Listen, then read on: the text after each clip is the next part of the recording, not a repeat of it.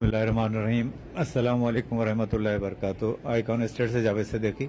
उम्मीद है आप लोग सब खैरियत से होंगे। थर्ड फ्लोर पे एक पोर्शन 40 गज पे सेल आउट के लिए लेकर हाजिर हुआ।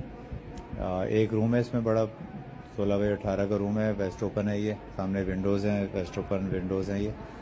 और इसमें बेसिकली एक ही कमरा है और 50 गज पे physically on paper 40 square yard पे है।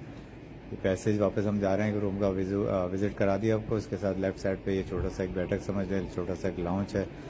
और इसके साथ ये किचन है, राइट साइड पे किचन है, उन्होंने अभी रिनोवेट किया हुआ है माशाल्लाह। किचन साफ़ सुथरा है, कैमरास वगैरह भी नहीं लगी हैं। पार्टी जो डिमांड कर रही है 25 लाख रुपए है। इसमें छत भी शामिल है, थर्ड फ्लोर की छत शामिल है आरसीसी।